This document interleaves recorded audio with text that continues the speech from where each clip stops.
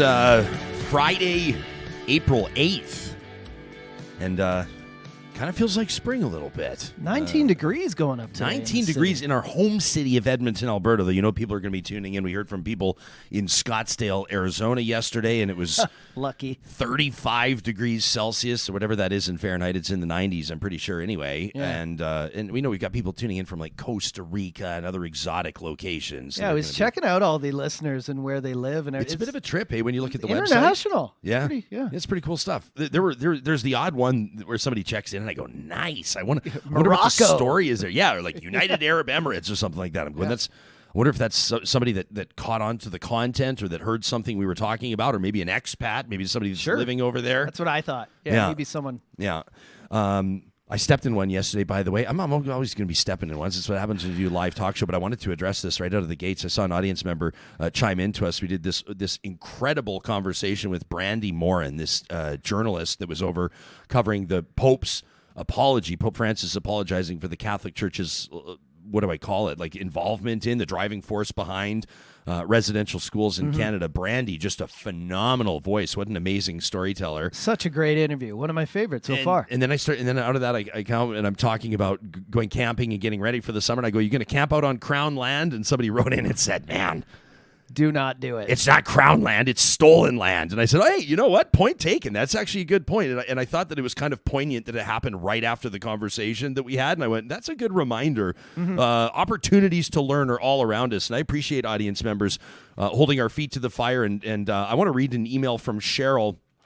Almost out of the gates today. Her subject line caught my attention. She wrote into us. You can email us anytime. talk@ryanjesperson.com. Her subject line says, I'm learning.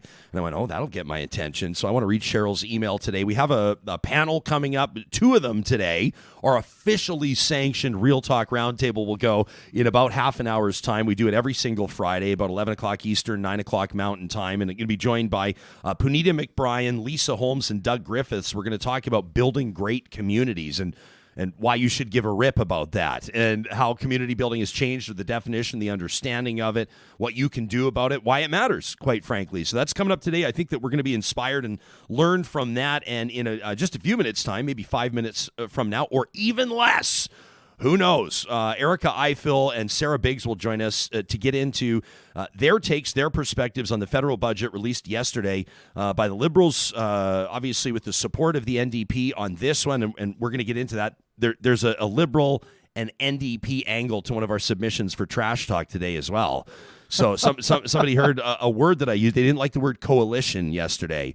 And I was kind of lazy about it. I just said, here are some of the stories we haven't talked about. Here are some of the things that went on. I go, you've got that Liberal NDP coalition. You've got, Chris Rock and Will Smith. You've got Jason Kenney's leadership review. You got a bunch of things happening. The Pope's apology.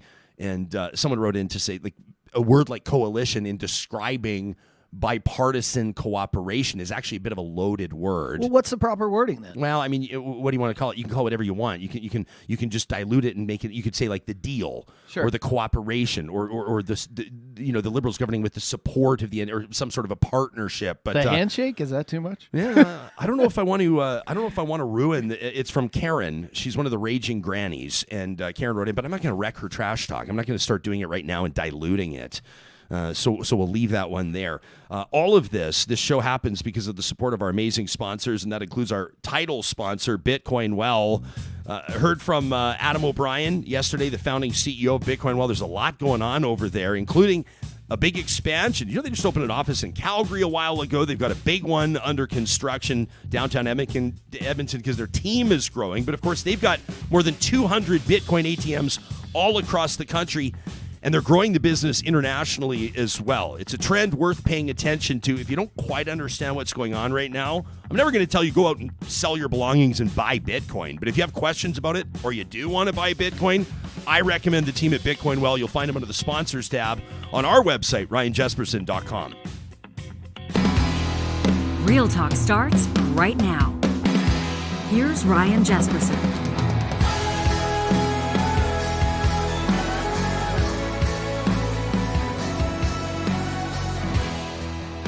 As mentioned, we'll talk federal budget in about 5 minutes' time with Erica Ifill and Sarah Biggs.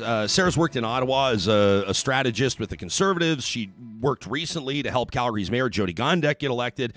Erica does a ton of stuff. She's an economist and a journalist and a podcaster. So Erica's just really making an amazing mark living in Ottawa. But I just saw this. She divulged this morning, and I didn't actually know this about Erica. I want to ask her about it. She divulged this morning. She said this is her first media interview with an outlet out of her hometown. So from really? From Edmonton. So that's pretty cool. Awesome. So Erica Ifill joining us in just a little bit. This federal government, the 2022 budget plan, everybody's paying pretty close attention to it, of course, because it's, people are starting to talk about recovery from pandemic impact. And I know a bunch of you, let me get ahead of the protest. I get it. A bunch of you are going to say, sorry, like, are we moving on from COVID? Are we moving on from the pandemic? Well, to a certain degree, on the finance side or the economic stimulus side, governments are starting to look ahead over the next 5 or 6 years, lengthy enough runway to sort of say, what do we think would be the most effective way to restore investor confidence, to help business kickstart again,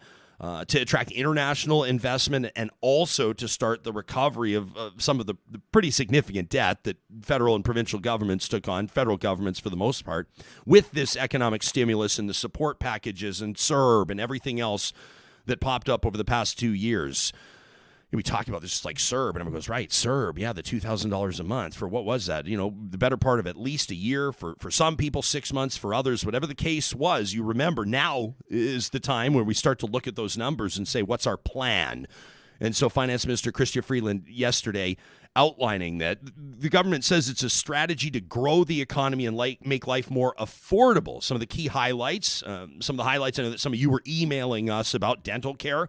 Some of you are keen on that. Some of you not sold on that as a federal initiative. I'm going to ask our guests about that. Of course, the housing, the affordable housing angle. John, you mentioned that yesterday as something you'd be, you were intrigued to see what the government would do with it. Yeah, I think a lot of young couples like me and my wife are just really worried. Housing market going up here, Ontario, BC. I was talking to the guy who installed our TELUS this week when we moved in, and he was saying his relatives in Ontario are buying property out here because it's cheaper. Yeah. So we've got to address that, as well as foreign, interests coming in, and like, people here need affordable housing first. There's going to be a cap on foreign investment for 2 years. I saw that, for property for 2 years. And of course, you're coming to us from, you've just moved here from British Columbia, where that's, if you're on the coast, if you're in Vancouver, way different story. And you talk to people about, what's driving the market there. We did a search as well we were out there a year, and it's just, even someone who's, like me, who has this job, I've got side hustles and stuff like that. Still very difficult to get a home and own a home. Yeah. How's the wedding DJ booking going? I saw that you were hitting that hard over the weekend. You had your early bird special. You had to bring this up. Well, I'm just people will be interested. People want to get to know you a little bit and what makes you tick in this. So you do have a side hustle. You're a fantastic DJ. All booked up for 2023. It's great. Are you really? Everyone's excited. For 2023? Right? 2023. Well, Come everyone who couldn't get married 2020, 2021, right? They're the 2019, it all got pushed, right? Wow. So that would make me nervous. I would sort of think that if I was booking a year ahead of time, I'd be ahead of it, but not so much. If you want, it's really busy right now because everyone had to hold off during COVID, right? That's good stuff. And you're going to be DJing at the Real Talk Golf Classic coming up on June 23rd. I can't wait for that. That's what hole 3? Time. Yeah, something like that. We'll figure out where to put you. We want to put you up with the speaker stack so as many people as possible can hear you. Yeah. Registration, by the way, will be opening up for our golf tournament coming up in the next couple of weeks. And, of course, we'll give you a heads up on that. But circle your calendars Thursday, June 23rd. Johnny, let me know when our panel's ready to rock and roll. And I wanted to get to this email from Cheryl. This was awesome. She wrote in, subject line says, I'm learning. Sarah says, Ryan, I've been following closely everything that happened on air between you and your former producer. I heard it live. I followed the Twitter blow up. I talked about it with my 3 teenage daughters. I watched, I listened, I learned. I'm a female, but I'm also privileged. I'm especially a leader who has very poorly navigated social media blow-ups in my own life, and I've been paying attention. Cheryl says, today I did better because of what happened on Real Talk. Today I made a mistake. I was insensitive on a matter of diversity and inclusion. I was tone deaf. The individual reached out to me. She's a BIPOC female in my organization and wasn't happy in the past.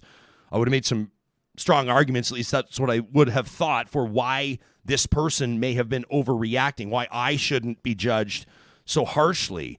And Cheryl says, and I'm pretty good at arguing, so I probably would have made some persuasive points and even felt somewhat vindicated. But like I said, I've been watching and listening and learning, earmuffs kids, how to navigate through mistakes and conflicts and even total fuck-ups. You were in my head, and your former producer was in my head, and so I shut my mouth today and let this person vent and say what they needed to say. And I really listened. And then I apologized unequivocally. And later, says Cheryl, when I debriefed a team member who also witnessed this blow up, I defended the harmed person's right and need to be heard. I, as a white woman, do not understand her story. It's not my right to diminish her. I needed to listen to her. I needed to make space for her. I told my teammate that our position was that we were wrong. Whether we intended harm or not, that person was harmed, and that wasn't okay. And after I'd apologized to this person, I asked how I could remedy the harm. And she had some really good suggestions, actually, and I followed through on them immediately, doing my best to make amends. And so thank you to the show, to your teammates, current and former. You've shown me that I can do better, so I did. That from Cheryl. How incredible is that as an email? I mean, that's just like one person's story, a part of this community tuning in and applying some of the things, when we make mistakes, when we screw up, when we let people down. The one thing we can do is endeavor to learn from it, to grow from it, to be better. And Cheryl, that was an amazing story and an amazing email that kind of lifted me up a little bit, to be honest with you, and filled our spirits a little bit. And we're so grateful for that. You can be in touch with us anytime. We're so grateful when audience members take the time, even just a few minutes, to let us know how the show is resonating with you. Also, a reminder that a lot of your input drives our editorial process. And if there's something you'd like to hear on the show right now, I mean, geez, let me swerve off for a second to touch on the fact that thousands of Ukrainians were just subject to a Russian attack at a train station. It's reported that dozens of them were killed as a result of this Russian aggression on civilians, and people doing their best right now. I mean, there are things happening all around us, and while the show may not be touching on everything of importance every single day, we want to let you know it's still on our radar, but you can also communicate with us and let us know the same thing. What would you like to hear on the show? What are you interested to hear more about?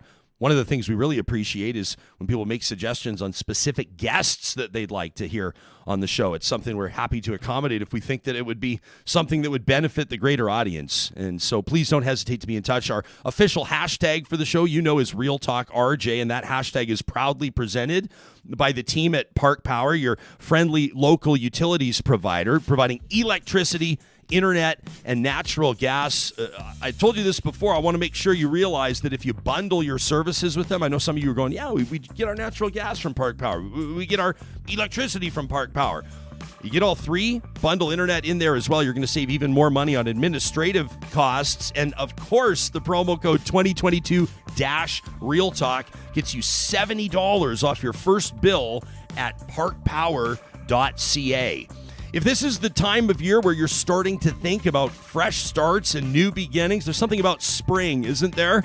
You just wait till you're walking through your neighborhood and you see the first tulips or the first daffodils pop up. Athabasca University might be the answer to the next step forward in your personal quest to better yourself, to educate yourself in something you might not know much about, or maybe even pursue a new career path. Athabasca U is Canada's online university, and their world-class accredited online programs and courses offer flexibility. That's the biggest draw as far as I'm concerned. You learn at your own pace on a schedule that suits your lifestyle. You can learn more about their faculty, the research that's being done at AU, and more, including the admissions process at athabascau.ca. And I just got this from our friends at Eden Landscaping, family-owned business, amazing folks. Eden Landscaping has been basically bringing outdoor spaces to life for more than 20 years, and I get an email this morning from their team that says, here's our new ad copy. This is written by the team. Urban front yards are challenging. The intimate space, the cookie-cutter layout, the strip of grass with a single lonely tree. We at Eden Landscaping can help you realize that your yard can be so much more than the barely developed minimum. Outdoor spaces are meant to be good for your soul, for our climate, for the ecosystem. Let us transform that space into what we call the urban butterfly yard approach. A landscape that respects our local plant species, the incredibly important pollinators that need habitat. Think beyond just a lawn. Bring back the purpose to your yard and make it useful for something other than your lawnmower, because frankly, grass isn't much fun unless you're smoking it. That from Eden Landscaping at landscapeedmonton.ca. I suspect that based on that ad read alone, they may have just earned a few new customers. My wife likes it. Yeah? What, grass or Just landscaping? Or oh, she likes the ad An read. LOL at the read, yeah. I like that live commentary coming in on the text. Do we have what, at least one of our panelists ready to rock here? No, we're hanging tight, really. Okay, for Sarah Biggs and Erica Ifill. You sure? Let's do this live here. I sent them the right Zoom link. I'm pretty sure there's all that jazz. It's I'm all resending covered, you right? the link right now, just in case you sent the old one. But I hope I didn't send the old one. Can you check the old one? Oh boy, can you imagine Checking if this right has now. happened and right now they're sitting there waiting for us and they're clicking the wrong Zoom link and it could just all be my fault and my problem. This would be a bit of a disaster moving forward for the show, wouldn't it? So the federal budget, this is what a lot of people are talking about right now, of course, because it matters to folks, and this is something that's applicable when it comes to taxes, when it comes to how your life's going to be affected. So people are of course pointing out to this $500 subsidy for some folks when it comes to affordable housing for rent. And so I saw some commentary on social media. People are going, well, $500, big deal, $500. But at the same time, I've seen other folks say, well, if you're struggling and if this is something where, you're really having a hard time paying your bills right now, you're going to want to make sure that $500 is arriving. That's a big deal to a lot of folks that might not have the means. And every single month, it's a struggle to get where you're going with regards to covering your bills. So that's one highlight out of the budget. That's an interesting one there for sure. Another one is an investment of $1.5 billion to build new affordable homes. Now, of course, that'll be applied across the country. A lot of these budget numbers are spread out over a number of years. But that's another big one. A ban on foreign home buyers, John, like you mentioned as well. $4.3 billion to be invested in Indigenous housing. And then other programs, including the big one, I think that a lot of people are paying attention to, dental care. Last year, the Liberals voting against the NDP's proposal. Today in the budget, and kids under 12 are going to get dental care this year. And for families, Johnny, I know that dental care, people will say, we understand. I mean, just ask your dentist. It's their business. But dentists will say dental health is good health, right? Yeah, like, of course. Good health includes dental health, and it's not been covered in Canada, where we believe our healthcare to basically be free and inclusive, and that's been something that's been kind of standing out to a lot of people, and so I think that's going to be a big one for sure. Were any of the other things that you were looking at, like generally speaking? I mean, dental care for anybody. I think for lower income people, it's obvious to say it's probably a bigger deal. Of course, some folks with more means may take something like that for granted, but generally speaking, when you took a look at the chatter around this budget, do you think the government did all right? I mean, did you think it landed okay with people? I think they did okay, but as you're talking about that, those are the top probably 2 or 3 for my wife and me as well, is of course dental.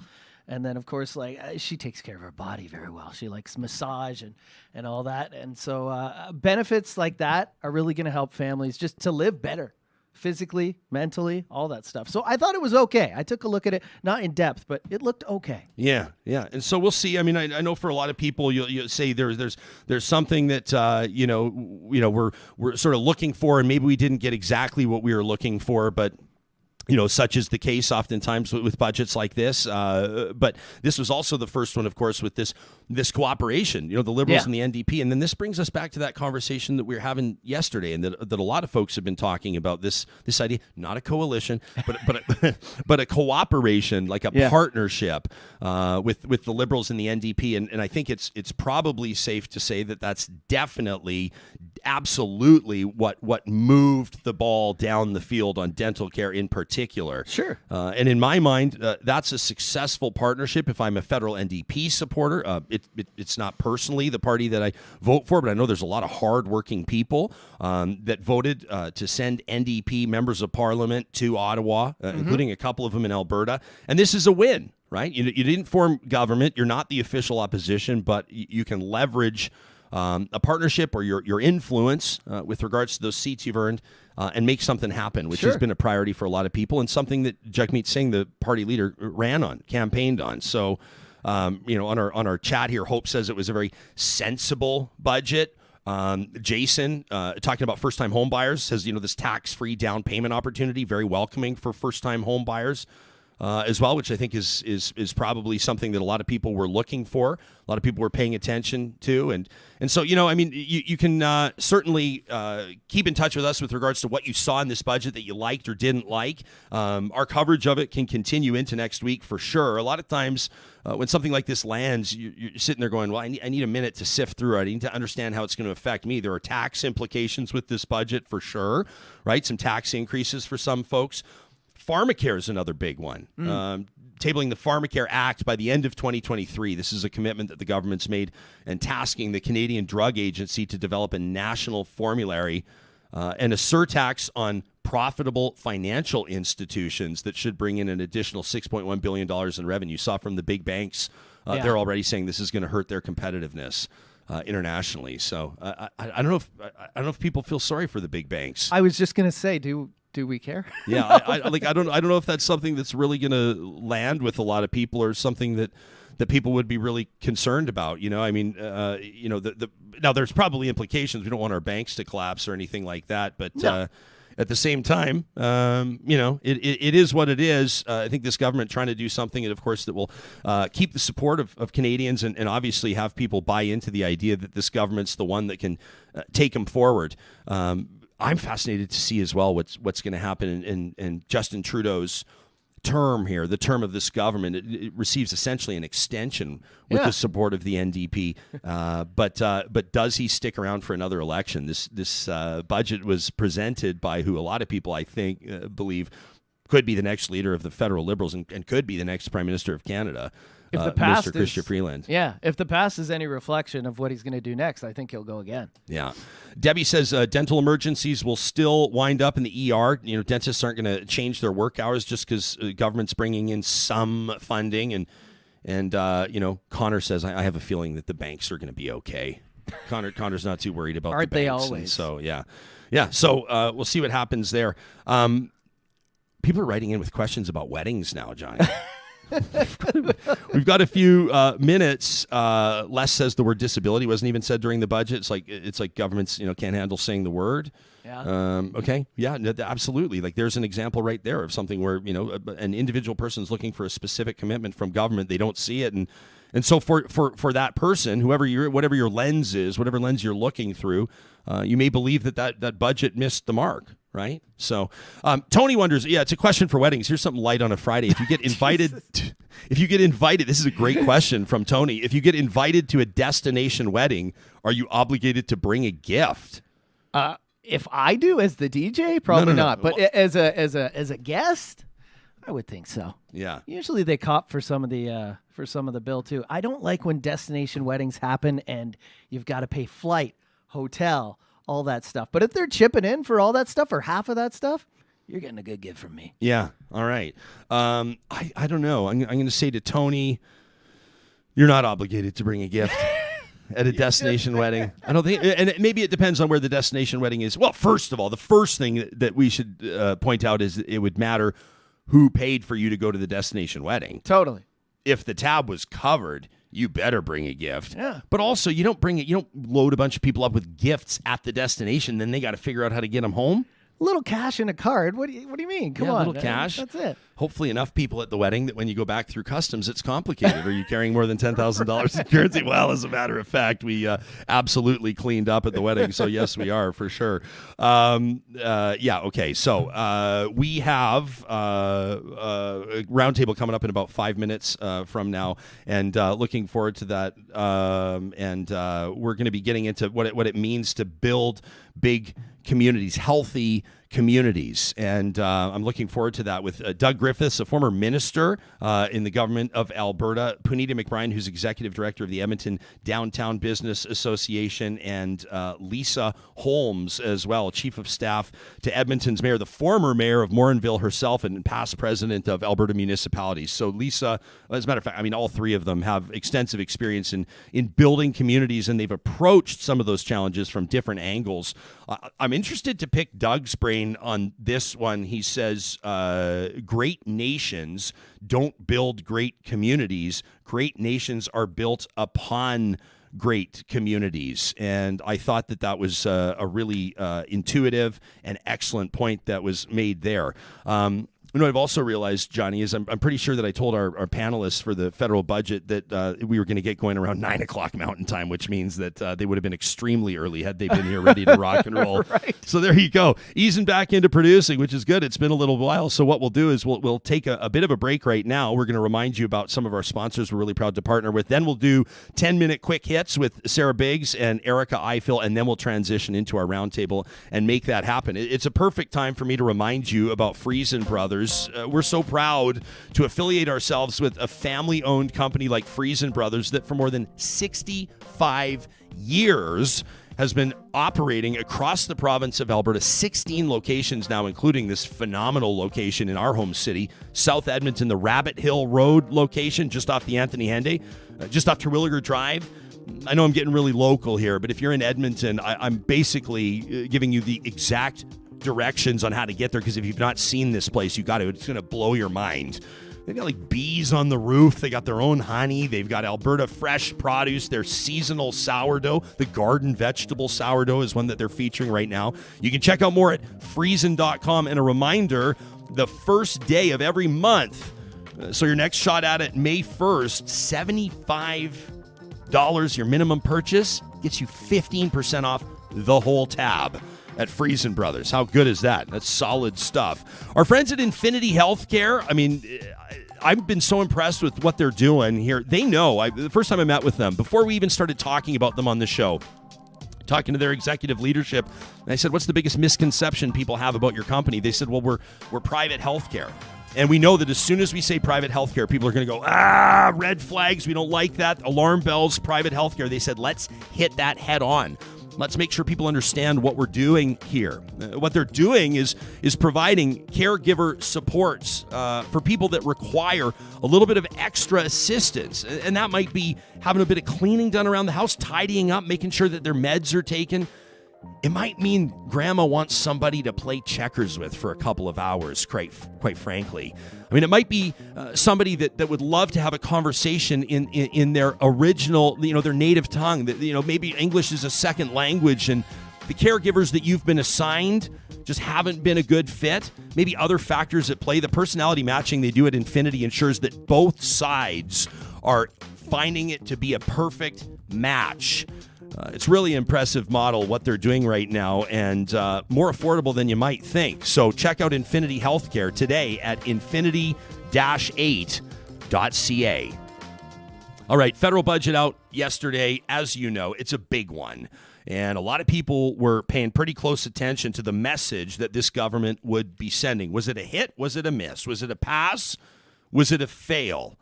Was it a barely pass or a pass with flying colors? Let's find out. Erica Ifill is an economist, a journalist, and she's going to be joining us shortly. And Sarah Biggs, a political strategist, a political organizer, a lobbyist, a partner at Olson & Biggs Public Affairs. She's worked for the Conservatives in Ottawa. She's quarterbacked several leadership campaigns. She was on the team that got Jody Gondek, Dr. Gondek, elected as the mayor of Calgary. In that successful run, she co-hosts The Breakdown as well. Sarah, it's great to have you here on the show. Thanks for making time for us. A good morning to you. Thanks for having me, Ryan. How are you? Oh, I'm doing great, thank you. So the budget. Let me ask you, generally speaking, and it might be an unfair question because it's I'm asking you to pick one or the other. Was it a hit or a miss, a pass or a fail? A half and half. Oh, okay, yeah, that's a safe answer, but that's good. I like that. So where did the government do well in your assessment? So I think the dental plan is a really good start. Where we need to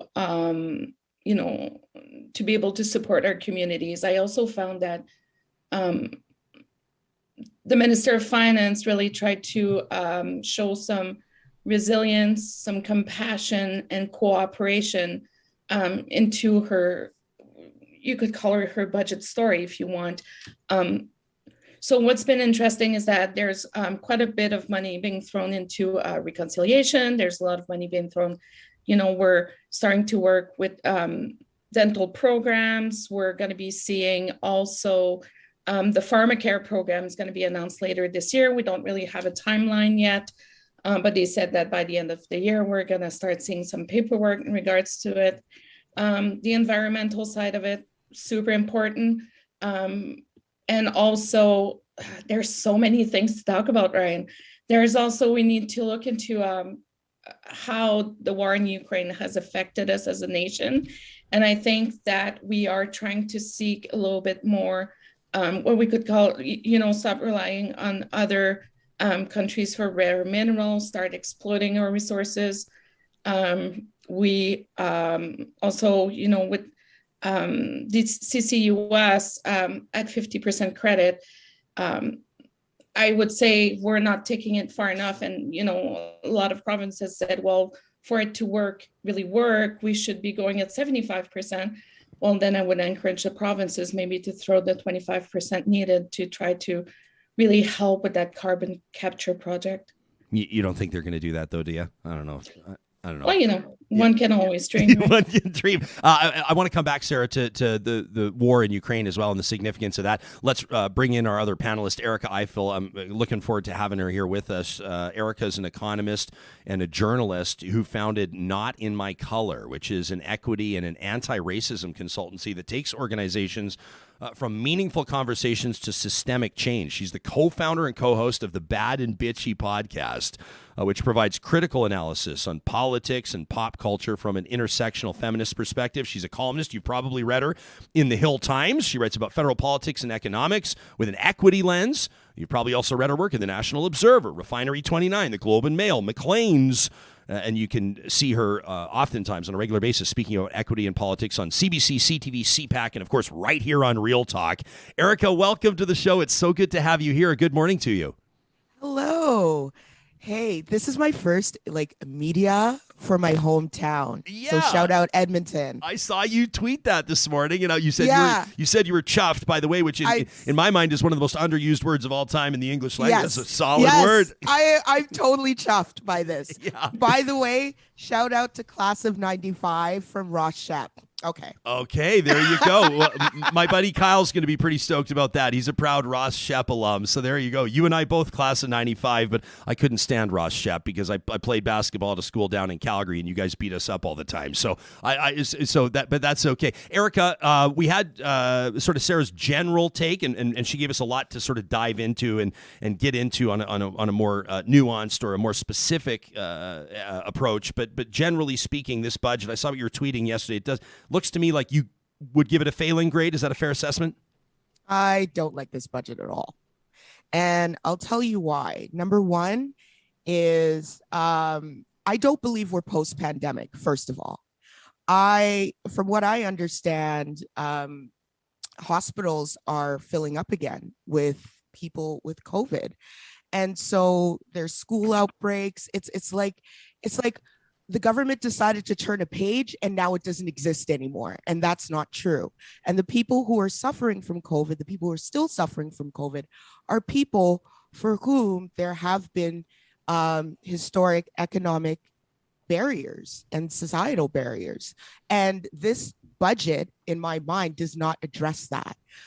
COVID has just exposed multiple inequities in our society. And I think that should be our first priority as a nation, because if we don't, we're going to have a lot of political upheaval. Is that a fair assessment, Sarah, from how you see it with regards to specifically where Erica said it fell short? I mean, would you see things along those same lines? Well, so it's a very fine line to walk, I would say, because a lot of the COVID restrictions are provincial jurisdictions. So does the federal government really moving into endemic? Yes and no. Those restrictions that have been lifted, the kids are suffering in school. I have an 18 months old, I'm dealing with the stress of it every day. And those inequities, I would say, I think that the federal government should have more support for the provinces to still bring in more resources for hospitals and maybe increase the transfers to keep fighting COVID-19.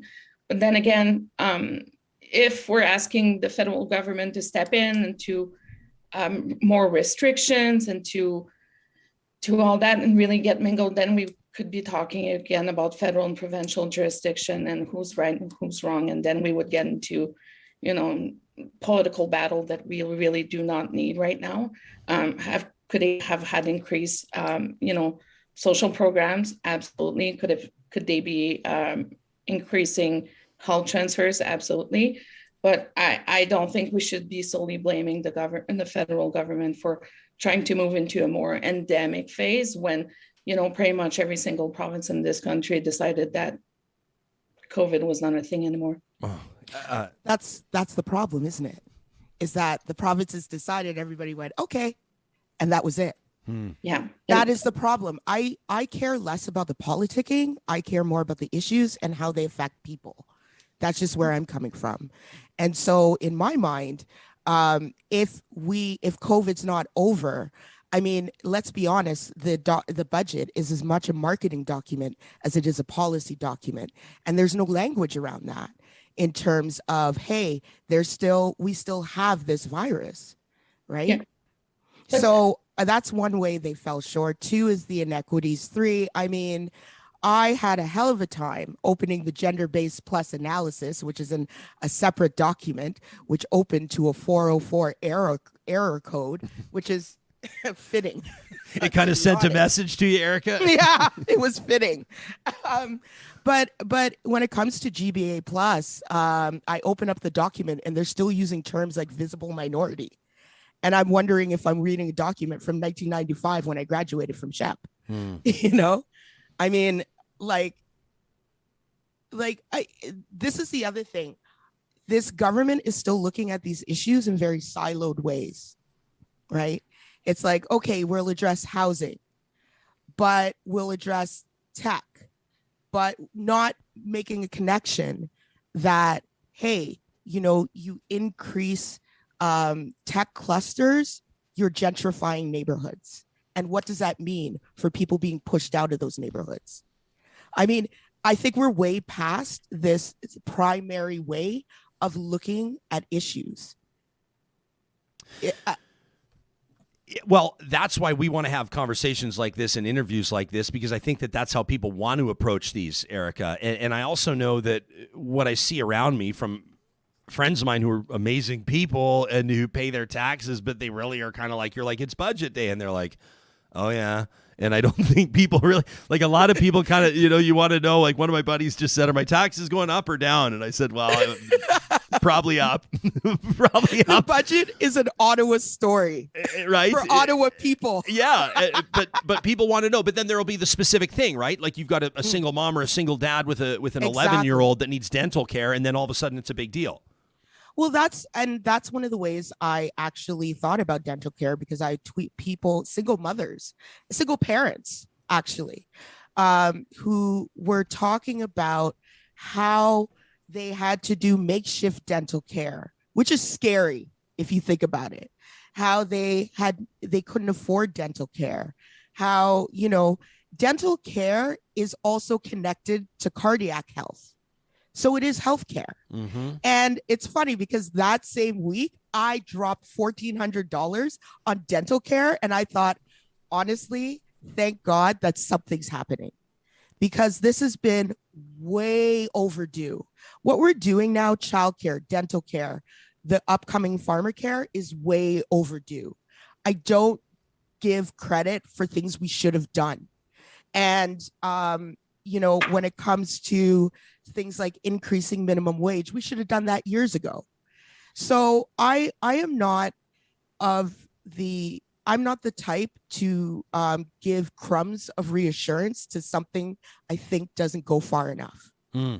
Sarah, is this budget enough, do you think, for this government to convince Canadians that this is a move in the right direction, that this government is on track and focused with regards to what the next, let's call it 1 to 5 years should look like? I mean, can this government, can this prime minister stand up and say 2 years from now, young kids, especially in low-income families or lower-income earners, are receiving dental care. Pharmacare is a meaningful program that's working. We'll see what the appetite looks like from the provinces. I mean, that's not a done deal.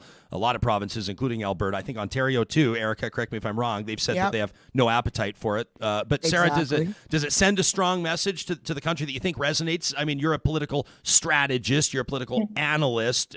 Is it a positive for the government's support? It is something, but I don't think they're going far enough. If you really want to take meaningful actions, what I'm worried about is that, what I think we're going to be seeing, especially with dental plan, is that it's going to be a very small fraction of the population that will be eligible. And something that even the conservatives should get behind and try to elevate and amplify and make it more accessible. We're talking right now, it's going to be kids under 12, which is great, but under certain brackets, under certain programs, under this and this and that. So I think it's a very limited, program right now. And I feel like it could be more performative than really meaningful. But also it depends how we are electing as provinces, which leaders we will be electing in the next 18 to 24 months to see those programs to, come into life and take action. Because I'm just going to be, looking at Alberta right now, because that's my home province. We're looking at possible privatization of healthcare. There's a lot of noise around it. It took a while to get the job. Sarah, what specifically, I was just talking about private healthcare. We partner with a group that does home care, that does caregiving supports for people in various circumstances. But I understand that when you talk about private healthcare and you use those two words together, a lot of Canadians really bristle. Although statistically, there's some evidence that a lot of Canadians are open to it, depending on what it looks like. What are the when you talk about private healthcare, what are the red flags for you specifically? Well, I'm worried. So there's two things. So, if we look at, so right now, the way we are managing the pandemic in the province is that we increase ICU beds. That seems to be the Hail Mary of COVID-19 right now in the province. Strategy that works, not necessarily. I would agree that it costs more maintaining ICU beds and staffers, and you have a higher burnout rate from your staff. So what I'm worried about is that a lot of staff that are exhausted from working to the private healthcare for the past 2 years will be moving into a private healthcare facility where they're guaranteed a 9 to 5 Monday to Friday. Sure. With a much higher salary and better conditions. For the past 2 years, our healthcare workers were pretty much not able to take vacation time. They are exhausted. We are dealing with a 6th wave upcoming right now. I don't have really any hope, It's all ties into a big scenario of how the climate is right now. But, I'm not talking about home support or, physiotherapy or that kind of private healthcare. I'm really talking taking surgical facilities and chartering them and publicly funded so the government, for the sake of it, can save some money. But I'm worried that now we're going to see a more two-speed health system like we could see in Quebec happening right now. Okay. I want to give both of you a chance to, before we're going to move our conversation on. I'm so grateful for both of your time, and obviously we're going to get both of you back on the show here. But Sarah, you touched on Ukraine, and I want to circle back on that. But Erica, what's something else where when this interview ends, you're going to take your headphones out and you're going to turn your microphone off and you're going to say, I wish Ryan would have asked me about this.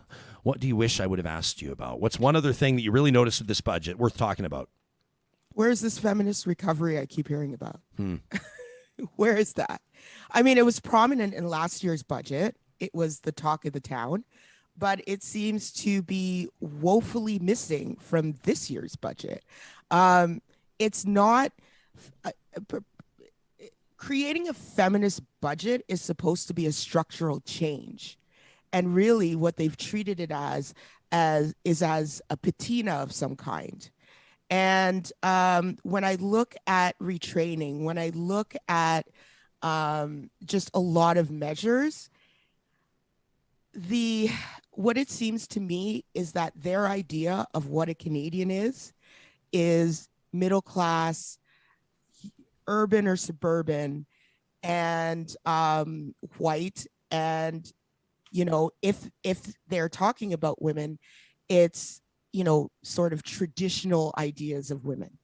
And I could see that throughout the policy. I mean, the Conservatives do the same thing. The Conservatives think every woman is trying to get into a nuclear family or in a nuclear family, so to speak. So I really see that playing out in policy. And what I find is that the Liberals are using childcare as their sort of feminist policy.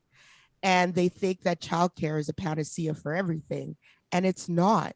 I want to see when Chrystia Freeland is talking about immigration and talking about migrant workers, let's talk about migrant workers during COVID and how we did nothing for them. Let's talk about how we're creating an immigrant underclass that will disproportionately affect women of that underclass. So when I'm talking about a feminist approach, I'm talking about an intersectional feminist approach, which centers race, gender, and class. Because this is the other thing. We have a class problem in this country, and I find that most of the measures in this budget benefit middle and upper class. Think about the tax-free savings account for homeowners. For the housing, yeah. Yeah, that's a great example. Tax-free accounts, savings accounts benefit the upper class and the wealthy. And if they can run their capital gains through that, then they're not paying tax at all, right? So again, the devil's in the details, but I think they're just exacerbating problems, especially on the housing file. I don't even want to start with the National Co-Investment Fund, which has been an abject failure since 2017. But it feels like that, help to access home ownership in this country. A lot of the actions that have been taken this week are extremely performative. It does not address higher interest rate, cost of living in Alberta. Our insurances went off the roof. I won't even talk about my utility bill right now because it's around $800 a month. There's a lot of things that are not being taken. It's like it shows a huge disconnect between the reality that the federal government is showing and the reality of the provinces right now. Like, everybody's bashing Alberta to transition and stop oil and gas. Okay, but what are we doing? Should we start like a giant climate hub to invest even more, to keep people employed, to move forward and take that business opportunity at the same time and create good job and use even more new technologies and really make our part? Or we're just going to keep Alberta bashing and say, well, they're not able to transition because, we're kind of left on our own here with a government that really doesn't believe into climate change and do environmental policies. Even if they do. So there's a lot, it's a heavy conversation. Yeah. And, speaking of which, I have a problem with these funds, okay? The way they finance these things through these funds is dubious, okay? Because if you look at the Black Entrepreneurship Fund that that they announced last year, the big banks have walked away from it. Yeah. It hasn't addressed any of the systemic or structural issues having to do with lower rates of lending for Black businesses. They've been the organization that they created for this fund is not giving the money out fast enough. The problem is a lot of the details are in the eligibility criteria and the terms and conditions and all of that boring reading that, will put you to sleep. But that's where the details are, and that's where the devil is. Well, and this is why having an economist and a journalist combo, Erica, is amazing on a show like this. That's a double whammy. That's amazing. Listen, this conversation could go on forever. Obviously, the two of you, your understanding of all of this is incredible, and I'm so grateful for it. We have a roundtable that's sitting locked and loaded, ready to go here, and we're already 10 minutes late in getting to them, so I got to move. I'm so grateful for both of your time. Sarah, I won't do justice to earlier unless I ask you to just quickly, if you can do it in 30 seconds, the implications of the war in Ukraine on this budget. Obviously, NATO's spending, Canada's spending is not at the 2% that NATO's been asking for, not even close, under 1.4, but it'd be about, what, $12-13 billion more annually to get to that 2%? Your take on Ukraine, real quick. Yeah, so according to National Defense, we would have to invest at least $15 billion more a year until 2026, 2027. I think that we really need to look at it as a country, how we want to support and what resources we can bring to the table, and perhaps use our wonderful, I'm going to sound also conservative right now, but bring different energy options to the European country to try to starve off Mr. Putin's fundraising right now to finance his war in Ukraine. But it's such a long conversation, but I do believe that we need to do more. I'm already looking forward to both of your next appearance here on the show. It's been really fascinating to hear your insights, and everybody, as we said earlier today, analyzes a budget differently, and I'm grateful for the two of you. That was Sarah Biggs, you just heard, a partner at Olson & Biggs Public Affairs, and Erica Ifill, co-founder, co-host of the Bad and Bitchy podcast. You can check out Not in My Color, an equity and anti-racism consultancy, and of course you can read Erica's great work in the Hill Times. My thanks to both of you. Coming up in just a second, our Real Talk Roundtable. It's a Friday tradition here on the show. We're going to talk about building great communities, and we're going to be hearing from three people who do exactly that on a daily basis. But first, I want to let you know that this next interview you're going to hear is presented by a couple of great sponsors of ours, including Kubi Energy. You know, they present positive reflections every Monday here on the show. If something filled your bucket, if something made your day, a random act of kindness, somebody paid it forward, or maybe you did, you can send it to us in an email, talk@ryanjesperson.com. Listen for it on Monday's feature, Positive Reflections, presented by Kubi Energy. You can check out more on what they're doing with regards to residential and commercial solar power systems, energy projects in BC, Alberta, Saskatchewan, the Northwest Territories. You can check out what they've done on Holmes, these solar power systems in Kamloops and Creston and Parkland County and Pincher Creek. More and more people getting on board as solar becomes more efficient and more affordable. If you want a free quote today, you can find them online at kubienergy.ca. And if your weekend plans include crushing a burger, I would recommend you visit the Dairy Queens of Northwest Edmonton and Sherwood Park, their new signature stack burger collection. They've just rolled it out this month. Includes the Bacon 2-Cheese Deluxe, the Mushroom Cheeseburger Signature Stack Burger, the Original Cheeseburger. That's the one everybody gets excited about. Make it a single, a double, or a triple at the Dairy Queens of Palisades, Nemeo, Newcastle, Westmount, and Baseline Road. And you let them know when you're there because you heard about them on Real Talk. Appreciate that. Our Friday Roundtable is coming up in just a second. We're going to talk about building great communities. I appreciate your takes as well when you're in touch with the show. Mark has been an advocate. You've heard Mark Doran on the show before, an advocate for essentially orphan wells. He wants Alberta cleaned up. He wants corporations and those responsible for the liabilities to make good on it. He says, cleanup of inactive oil and gas infrastructure creates employment and business opportunities across the province. He says people need to look at this, and it's time to manage our oil and gas properly. That's another interesting perspective. Others of you talking about healthcare staff, others of you talking about the dynamics in certain provincial political trends, right? I mean, Sarah just touched on that in our conversation. Sarah Biggs did. Jason Kenney's leadership review kicks off this weekend. What is it now? More than 15,000 people, mail-in ballots. There's a trash talk about it. There's an email about it. That's coming up right after our Friday Roundtable. Johnny, are we ready to rock with these three? We're going to hang tight? Okay, let's get to them. I'm really excited about this. Building great communities. How does it happen? Why is it important? What stands in the way of great communities? Puneeta McBryan, you've seen her here on the show before, the executive director of the Edmonton Downtown Business Association. They're the lead conveners, activators, and advocates shaping downtown Edmonton's future and post-COVID recovery. Before she took on this challenge, Puneeta was a marketing, comms, and public engagement consultant.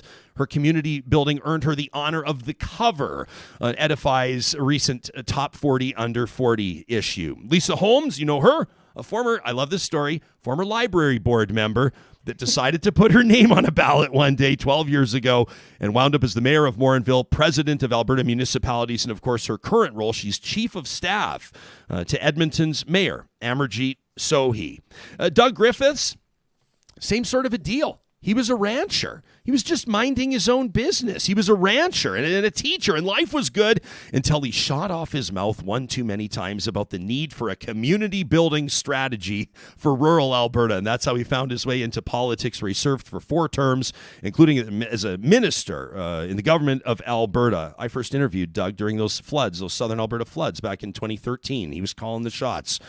He left politics and went back into community building, and that's what he's doing now full-time through his agency 13 Ways. And we're going to be talking about a community leaders camp that we're all going to be participating in Jasper in just a little bit. So I'm curious to pick the 3 of your brains on community building and what it looks like and why it's so important. Puneeta, for some people, they'll go, I mind my own business. I want to have good relationships with my neighbors. But when it comes to building community, that sounds like a tall order. It sounds like a lot of work. Why is it so important? Yeah, that's one of the hardest parts of building community for any municipality. My heart goes out to our elected officials to just make people give a shit sometimes, that there is something bigger than themselves and their own family and their own neighborhood, that, we're all a part of a community, and that what happens in that community comes down to all of us. It's not just the people that are in traditional roles of power. It's all of us in our workplaces, in our communities. And we all have influence in our own circles, and we all have little things that we can do to either make or break communities. And I love Doug's work in the past on 13 ways to kill your community. There's a lot of ways that you can do it wrong. And if you get it right, though, it's really, really worth it. And great communities don't just happen. Especially in this role, since I've been with the Downtown Business Association, I hear a lot of people always pointing to other downtowns and other cities. We should be more like them. We should do more of that. And what people don't understand is, it's not like just some government official somewhere waved a magic wand and Austin became a really cool city. That work happens every day by small business owners, by community members, by musicians, by artists, by people who sit on volunteer boards and just say, I want to do whatever I can to make this a great place to live. And yeah. So Lisa, what Puneeta just said, it maybe sounds like it describes like sort of the early stage of your journey, right? You're a library board member. I'm assuming you weren't collecting a lucrative stipend for your work with the library board, but you obviously felt some calling. You wanted to participate. You wanted to contribute. So how does that lead to you becoming mayor and then president of Alberta Municipalities and then chief of staff to Edmonton's mayor? I mean, obviously something lit a fire within you. Was it the idea of that bigger picture? Puneeta talking about taking some, maybe the 3rd or 4th or 5th most prominent place in Texas and turning it into one of the most successful branding exercises of all time. Was it the same sort of a thing? Yeah, it was. I mean, obviously, library board members in small communities are straight up volunteers. And that was something I think that growing up in rural Alberta was a huge part of the narrative around my upbringing, was that you have to contribute more than just money. You have to contribute time as much as possible. And community builders are so essential to the fabric of small communities. But I now in this role have really started to appreciate what it's like to have such a dense network of communities in a large urban center, and the differences between the two. I think you can see a lot more risk taking in large urban centers because the networks are so dense. Like, we do talk a lot about Edmonton being like the smallest big city in the world, because everyone that I connect with, I feel like on so many different levels, is connected to different communities, and they're all interwoven within one another. So it's really important to get people to buy into the idea that taking risks is what a big part of an effective community is, as well as trying new things and innovating and trying to be a part of all of the different ideas that are being thrown out there. But that's how communities essentially grow and thrive. is through innovation. People are going to be going, why is Jesperson not asking Doug Griffiths any questions? And just want to let you know, there's just, I think, just some connection issues. And so hopefully he's going to be able to join us again. Doug, a former government minister, the founder of 13 Ways. And Puneeta mentioned his book, 13 Ways to Kill Your Community, which is a really fascinating work that he wrote shortly after getting out of government. Puneeta, we talk about decentralization of community building or what that looks like, how it's successfully implemented or the impact of it. Can you take us into the meaning and how it would apply to people, communities, regardless of where they're hearing this from? Yeah, absolutely. And I'm learning all of this as I go. I was not involved really heavily in community building, I don't think, before I started in this job. And so I'm learning more and more about the tools and the strategies that are out there to get people more involved day to day in their community. And I think the city of Edmonton actually does a great job. And Lisa's right, like obviously a big city, it's easier to do these kinds of things. But even I look at something like our downtown vibrancy strategy that our city developed. It's not a bunch of work that the city says we are going to do this, this, and this. It's a series of actions that the community has said to the city. These are the things that we think we need in order to have a thriving downtown. And then they put a pool of money in it and attached it to it. And now they're saying, okay, here's some money, here are the actions. Now, please come and take some of this money and do some of this stuff. So there's sort of more, like those are more the structured ways that you can sort of decentralize community building if you can put in place programs and systems that enable people to do stuff. But outside of those structured sort of formal systems, it's things like, I think of a guy like Brent Oliver, who runs the music festival Winterruption. He's just a guy. And there's so many of those festivals and events, or I think about Enina and Michelle O'Carey, who are great community leaders here. They've started running a BIPOC real estate investment program, getting more BIPOC youth engaged and involved in the commercial real estate industry. And neither of them are even directly working in that industry. They just saw a really big gap and a great place to build more wealth and opportunities for wealth in Black and BIPOC youth. And it's like people who just decide to do stuff. And then it's really up to our formal leaders, like our traditional leadership position holders, like the mayor and like leaders at the city, to find those people and to see those things that are happening and say, how can we support you and how can we enable you in what you're trying to accomplish? Because it's remarkable, right? When somebody that's just a person, like you say, it's not a city councilor, it's not the mayor, it's not a school board trustee, an MLA, an MP, what have you. But it's somebody that looks around and sees a void, or perhaps has a negative experience, or perhaps has more of an understanding or an enlightenment with regards to something that could move their community forward, that could enrich their community. But it's one thing to be aware that it's not there, and it's another thing to step up and put in the effort and put in the time, oftentimes without the glory or the recognition, to make those things happen. And it takes community members to make those things happen. Lisa, you said something a while ago when we were talking that intrigued me. You said that, communities have evolved massively over the past couple of years, for sure, and not always in a good way.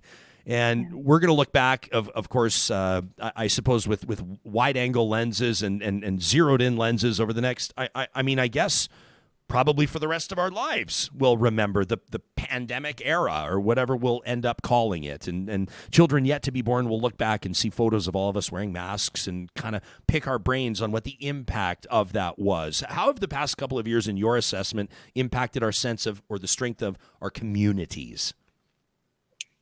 Well, I think one of the things to consider is that community is more than just place. And I think that's something that's really hit home to most of us in the last couple of years. Like, community means so many different things, and we each have a variety of communities within our own space. Our friend community, our support networks, all of those things became a lot more of a priority when it came through the pandemic. And I think we relied much more on our small networks, our ones like our neighborhoods and our friend groups, our family.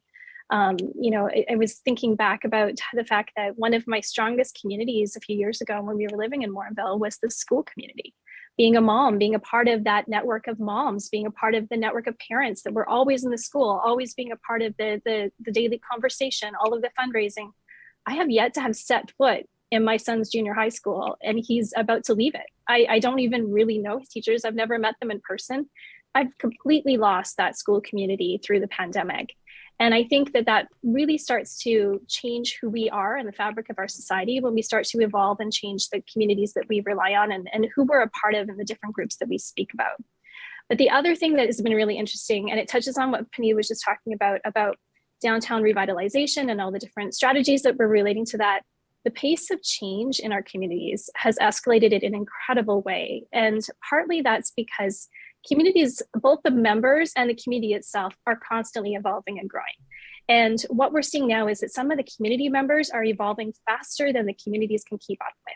So the conversations are changing. And I know we're feeling that in the municipal government level, is that our priorities are shifting daily. The things that were a priority in 2019 and early 2020 are no longer a priority now. Those are out the door. Now we're talking about recovery. We're talking about whether or not we should be investing in our transit system. What does it look like to have a new network of people and communities, and how do they travel and how do they talk and what do they need? What does recreation mean?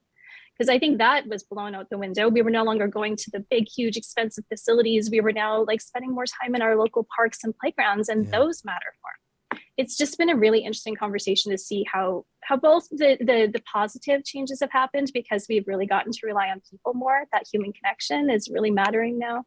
But the pace of change for municipal governments is it's almost unsustainable, because we're going to see less and less like actual systemic change happening, because we just can't. There's no time. You're going to see a lot of surface level decision making and things that are just being thrown out the window fast because we have to keep up.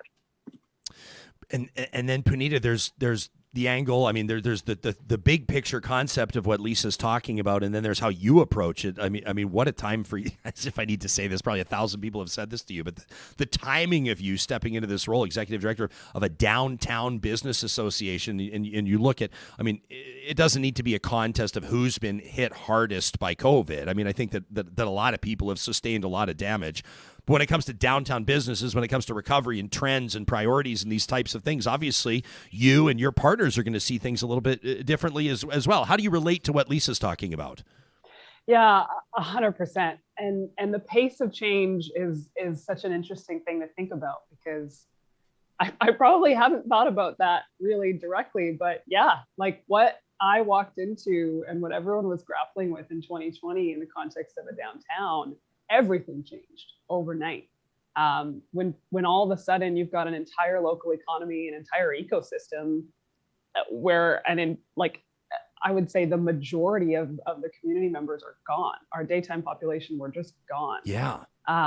We had to create reasons for people to be downtown. We had to create reasons for people to be here. And all of a sudden, we as a business association have been doing things that I don't think the Downtown Business Association would have ever fathomed. We built a temporary park last year as a business association. Like, I don't think any of my predecessors would have fathomed spending their time and energy and money on something like that. But we had to throw every rule out the window and just think about, what does this community need right now to thrive and survive?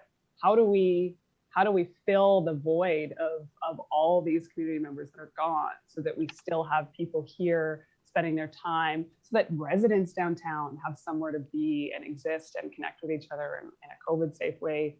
And then ultimately, to support the business community. How do we make sure we're still doing stuff that brings people here to spend their money, so that we don't lose all of these businesses and then lose this like really, as it turns out, delicate ecosystem of our downtown community. And it's been absolutely wild. Yeah, I'm fascinated to pick people's brains or just observe what I see around me, where, some people will say, like, I am one of these people. I can't wait to get into like packed ballrooms, and I keep saying I can't wait to have more people spilling drinks all over me. I can't wait to be busy again and be in like restaurants that are just buzzing on a Saturday night.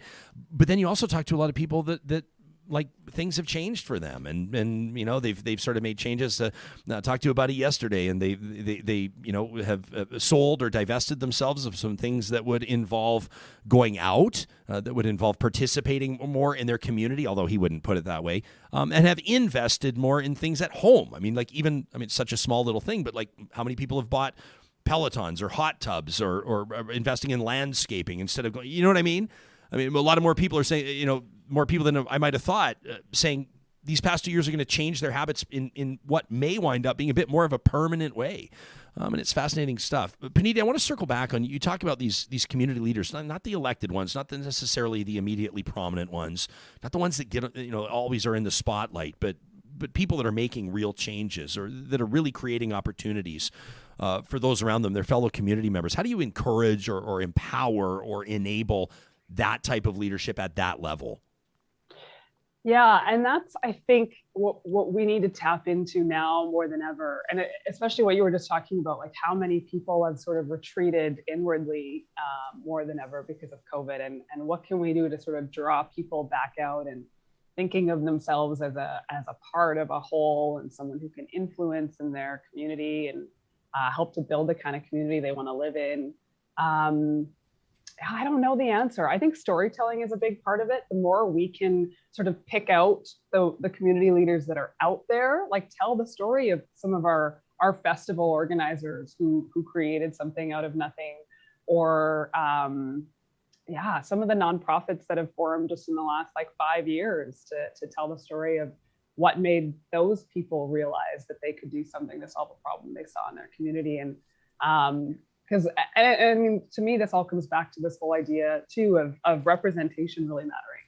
You know, a lot of times I think for myself, even growing up, when I thought about community leaders, like you think of a much older generation. And if you don't see people like you, who share your interests, who share your values, maybe look like you, sound like you, if you don't see those people out there leading in some way, you might not see yourself taking that path. So making sure that we're plucking out these stories and telling, I guess, the youth about all of these great community leaders that we have and helping them see themselves. The other thing, though, this is an equity issue too, because like Lisa said, a lot of these boards and a lot of these activities that we talk about, you're not compensated for doing that stuff. And so not everyone has the luxury of time. You know, if they're working more than one job, even if they're working a full-time job. So that's where I think, you know, organizations like the municipality or, I don't know, community foundations, like there are organizations out there who hopefully can help use finances to empower people to do some of this stuff. And again, I think the downtown vibrancy strategy from the city is the one obviously I'm the most familiar with, but that's a great example of that, where there's money available. If there's something you want to do and you might not necessarily know how to pay yourself to do it, there's money available for you to make things a reality, and so that you can be compensated for your efforts. Lisa, I don't know why I was going to say I won't ask you to speak for your boss, because you can. You're the chief of staff. You literally are the one person that can speak for your boss. For the mayor. For the mayor of Edmonton, Amarjeet Sohi, but like based on what Puneeta's saying, and she's bang on. You hear stories like this all the time. Like you hear, like, I think of like a young black hockey player that enters the National Hockey League and will say, I was inspired by like Grant Fuhrer, I was inspired by Jerome McGinley, or a young woman that will rise to elected office and say, there was that one politician, or there was that one woman that inspired me. People see opportunity in front of them, and then they start to dream, like Puneeta outlined. Mayor Sohi's story is a remarkable one. I mean, a political prisoner in India. I mean, a public transit driver, a bus driver, becomes a city councilor, becomes a federal minister. The mayor of a city of a million people. Every elected official, in particular, mayors, premiers, and prime ministers, will put their stamp on leadership, and it's probably too early to start talking about legacy. It's not been too long that Mayor Sohi's occupied office, but based on his background and based on his story in the context of building community and with representation, what's an initiative that is planned or is already happening or has happened that would speak to what Puneeta's talking about? How is this mayor, how is your office putting its stamp on that kind of thing?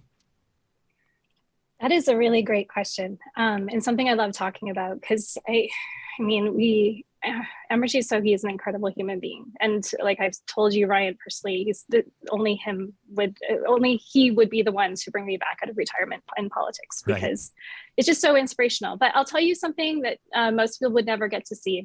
Two things happened yesterday. We had City Hall school kids come into our office. And we have these great walls that are full of their art now. They every month provide art to come in, and this month is all about Ramadan. And so there's these beautiful pictures, I can see them right now outside my office, that are all done by the kids. And they came in to visit him and show them the art. And he started saying to them like, oh, where are you from? Or like, where's your family from? And realized that a lot of these kids speak languages he speaks. So he started talking to them in Punjab and in Hindi, and these kids are feeling like, oh my gosh, there's the mayor of Edmonton is speaking to me in my language. And this happened the other day too with one little girl in the class, and she became a bit of a rock star. Like all the kids were talking to her. What did you say to him? What did he say to you? Like I see every single day the impact that he has, and being the first person of color to hold this office. It's just incredible. So I think that just the little things we're seeing with kids, but in general, I mean, communities that have never been able to access our office are feeling now, I think like they have a voice here. The anti-racism strategy that was his first motion that he put forward is really interesting because it's the first thing that has been done in a model of co-creation in the city of Edmonton. So the groups have come forward and they're actually creating the work, they're creating the outcomes, they're creating the policy directly with city administration and council together as a team. And that's incredible. That's something that hasn't happened. And I think it just brings the voices forward, but it also respects the fact that their lived experience is so unique that it's stories that can't be told sometimes by other people.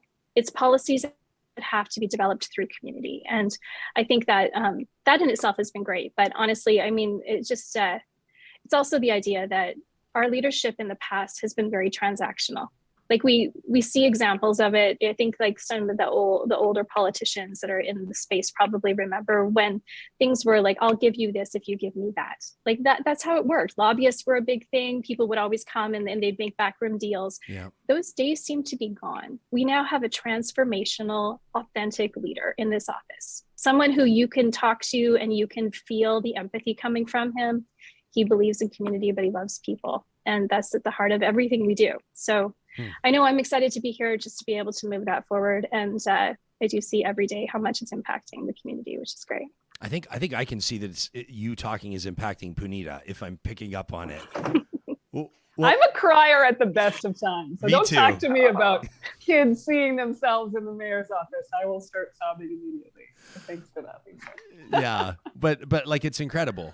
It's absolutely amazing, right? Thanks. And so we recognize that this is, you know, I think probably an acknowledgement we make in some way, shape, or form every episode of the show that we do is that there's evidence of positive change and progress all around us, yet we realize that so much work remains to be done. And it's a real honor to talk to the two of you, the people in our community that are doing that work. And before we let you go, I wanted to let everybody that's listening to this, that's watching this, know about what we're all going to be doing between April 25th to the 28th out at the Fairmont Jasper Park Lodge. You can check this out at 13waysinc.com/camp. It's the first ever community leaders camp taking place in Jasper, Alberta, Community Leadership Conference. We're going to cover a bunch of stuff, but discuss essentially how your community can position itself for the most prosperous future possible. It'll spark inspiration, invigoration, connect you with fellow community builders, all of this to arm you with the tools to prepare for the future, and we're probably going to have a little bit of fun along the way. You can check out 13ways.ca/camp if you want to learn more about that. Puneeta, Lisa, it is so good to see both of you. I kept you a little bit longer than we said we would, and we delayed the kickoff to this because we were talking federal budget. I appreciate your grace, your availability. Have a wonderful rest of your day, and I can't wait to see you out in Jasper at the Community Leaders Camp. Thanks, Ryan. It was a pleasure. Yes, thanks. You got it. That's nice. Lisa Holmes. She's Chief of Staff to Edmonton's Mayor Amarjeet Sohi. Puneeta McBryan, the Executive Director of the Edmonton Downtown Business Association. And Johnny, we'll get Doug Griffiths back on the show sometime. The guy's like got some bang on assessments of community. He wrote this book. It's a few years old now. I remember I interviewed him when he first wrote it. 13 Ways to Kill Your Community. Yeah.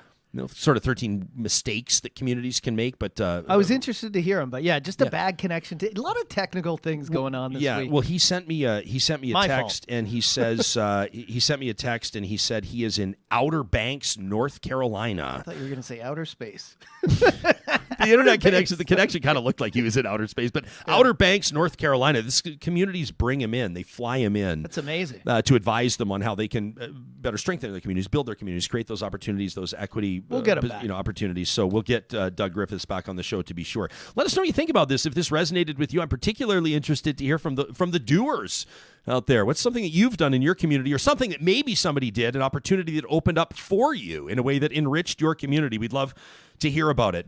As we say goodbye to you on this Friday episode of Real Talk, I will remind you how grateful we are to partner with our friends at Local Environmental across the prairie provinces, Alberta, Saskatchewan in particular, waste and recycling management. Of course, they do a ton of other stuff as well. Water hauling, portable toilets, fencing. You're putting on a music festival. Maybe you're one of these doers in your community. Check out localenvironmental.ca. Now, every Friday, Local Environmental gives us a chance to blow off a little steam, to say what we mean. It's a feature that we call a Trash Talk. All right, this one from Charlie, who says, can it be any more annoying? By the way, back-to-back emails on a specific theme in this week's edition of Trash Talk. We obviously didn't plan this. We couldn't plan this. Charlie says, people in your townhouse community refuse to pick up their pets' bowel movements. Very classy. Classy way to put it, Charlie. Every morning I trudge across the street from my townhome to the park to let my 5-pound chihuahua do her business. Inevitably, she comes home with pooey paws. Oh my gosh. I understand the need for urgency sometimes in the morning. I'm well aware that in the winter, all of us let a few snow poops fall to the wayside through the freshly driven morning snow. It's piled high, fair enough. But when they freeze, it's of no concern. It's spring now. Time for pet owners to shape up and pick up. Charlie says, imagine a dog owner this morning watching me bend down in my suit, tie, and dress shoes to pick up a loony-sized bathroom bud from my little pooch, only to have them allow their 85-pound boxer, why you got to pick on boxers, taking an enormous grumpy right in front of the main exit walkway to the park, then hearing him say, good boy, now home for brekkie. Not even an effort to pick it up as they look at me in their sweatpants and hoodie and smile as if their dog just won an Oscar for best bathroom performance as I have to leap over the excrement. Charlie, what a storyteller. Do us all a favor. Clean up your act or your pet's act. Literally, sorry, not sorry. That from Charlie. Okay, fine. Now get this from Lauren. This one arrived. Different day than Charlie. I'm assuming they're not in the same townhouse complex. I don't know. If they are, I need to know where this townhouse complex is. She says, I'm looking out our second floor bedroom window and a neighbor from down the street who I know is walking her dog right past our house. The dog stops to sniff around a bit and then starts to settle in. And then I know what's coming up next. No big deal. Dog's got to go, right? So the dog does, and then my neighbor looks at our front door, looks left, looks right, and then leaves with the pile still steaming on our lawn. Now, I'm willing to give my neighbor the benefit of the doubt. Maybe she forgot her poo bags at home or something. But if you hear this, neighbor, and if you know it's you, says Lauren, the next time you leave something just off my front porch, it better be a bottle of wine. Okay, fair enough. This one from Dolly. Dolly can appreciate everybody's interests in Alberta Premier Jason Kenney's upcoming leadership review, but does anybody really believe there will be an ounce of legitimacy to this whole dog and pony show? Hasn't even started yet, and it already stinks to high heaven. Dolly says, as a member of the party, you better believe I will be casting my ballot, but I'll be honest, I'm concerned about where this thing's going to go. A change in leadership is needed, but looking at the so-called front-running candidates to replace Kenney leaves a lot to be desired. I'm worried about the future of politics in my province. That from Dolly. And this one from Karen. You knew this was coming. She says, come on, Ryan, do your homework. Yesterday's show, you referred to the Liberals and the NDP as forming a coalition, but that's not what they've done. They've entered into and here it is, Johnny, a confidence and supply agreement. Nice. Says Karen. Karen knows what she's talking about. She says there's a difference, but conservative voices in Canada don't want people to know that. You know, the NDP has not been given roles in cabinet. They will not share governing duties. It's true. She says, so it's not a coalition. They're not joining the seats of the parties to govern the country. Canada has not had a coalition government since 1917. In the confidence and supply agreement, the NDP will back the Liberals on any confidence votes and on budgets until June of 2025. In exchange, the Liberals will take action on issues important to the NDP, like national pharmacare, dental coverage for low-income Canadians. Two parties working together to get things done and have some stability at the federal level for a few more years, in my opinion, is a win for Canadians. That from Karen, the raging granny. Karen, I agree with you 100%. You can send us your trash talk to talk@ryanjesperson.com. That inbox is open 24/7 every Friday.